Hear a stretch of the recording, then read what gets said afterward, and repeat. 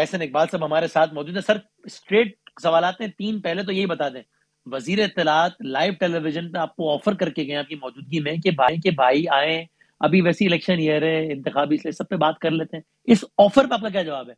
To little देखिए to late, क्या ये जवाब है आपका? फिर मैं अगले सवाल वसीम, पे बढ़ता पिछले 4 साल का तजुर्बा है। ये इसी तरह चिकनी चपटी बातें करते हैं, लेकिन जब मौका आता है तो बुलडोज कर देते हैं। अभी जो इंतखाबी इस्लाहात हैं, इन्हें कौमी असम्बली से बुलडोज की, लेकिन इसके बाद सेनेट में अपोजिशन के साथ ये बैठने पे मजबूर हुए। सेनेट की स्टैंडिंग कमेटी ने तमाम स्टेक होल्डर्स के साथ मुशावरत करके तजावीज को मुरतब किया। इन्होंने उन्हें नजरअंदाज करके जॉइंट सेशन बुलाया और उसमें बुलडोज कर दी। और ऐसे मज़हक़ा जो खिलाफ हैं।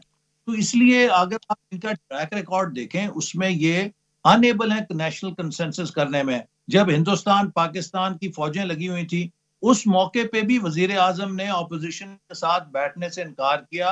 आर्मी चीफ 1.5 घंटे की ब्रीफिंग देकर गए, हालांकि उस वक्त बड़ी बॉर्डर्स के ऊपर कशीदगी थी।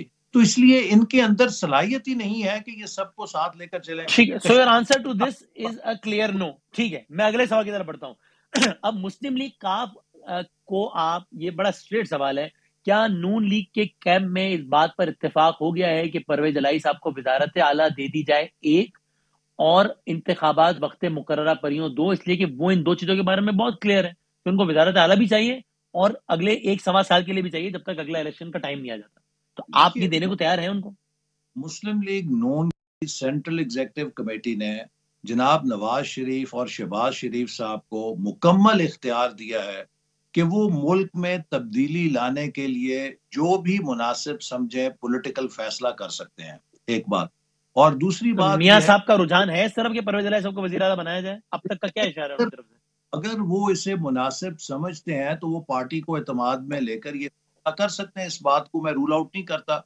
लेकिन जहां तक आपने ये कहा कि 2023 में इलेक्शन, मैं समझता हूं कि पाकिस्तान की मईशत में इतनी सकत नहीं कि 1.25 साल की वो मजीद बेयकीनी का बोझ संभाल सके। इस वक्त हमें जरूरत है स्ट्रक्चरल रिफॉर्म्स की, और वो टफ मेजर्स होते हैं। लेकिन कोई सर भी परवेज हुकूमत इलाही साहब शुजात साहब की तरह 60 दिन के वजीर आला जिस तरह वो वजीर आजम बने थे वैसे तो बनने के लिए नहीं आएंगे ना। तो अगर उन्होंने आपसे यही मांगा कि हमें वजीर आला, वजारत आला भी चाहिए और 1 साल के लिए चाहिए, तो फिर आपकी तरफ से माजरत है उनको? फिर देखिए, इसके ऊपर तो सब, जब ये मरहला खत्म होगा तो जो भी मुल्क के मफाद में और रियासत के मफाद में फैसले हैं वो तमाम मिलकर करेंगे। और अभी फवाद साहब कह रहे थे कि ये चूं चूं का मरबा है। देखिए, ऑपोजिशन तो अपने सारे फैसले मुकम्मल मुशावरत और इतफाक से कर रही है। इस वक्त चूं चूं की आवाजें तो हुकूमत के अंदर से आ रही हैं, दो वजीरों के बयान नहीं मिलते। अभी आप हवाला दे रहे थे। इसी तरह जो पूरी पीटीआई है वो तोड़ हम्म फोड़ हो चुकी है, उसके अंदर कोई चार बन चुकी है। तो चूं चूं का मुरब्बा तो इस वक्त पीटीआई है, ऑपोजिशन तो एक आवाज से बात कर रही है। अच्छा ठीक है, लेकिन सर ये बता दें आखिर में, एहसन इकबाल साहब, पीपल्स पार्टी पे आपको बिल्कुल भरोसा है कि आखिर तक साथ खड़ी है? यानी या इसका भी कोई इम्कान है कि वो कहें खान साहब की मुखालिफत तो हम आज भी उतनी करते हैं, लेकिन अब चूंकि मामला तसादुम की तरफ बढ़ने लगा था और अब हमें इसलिए लग रहा है कि कहीं सिस्टम ही ना लपेट दिया जाए, जमहूरियत ही ना फना हो जाए, सभी ना हार जाए, इसलिए हम जमहूरियत के बेहतरीन मफाद में तहरीक अदम एतमाद से एब्सटेन करते हैं।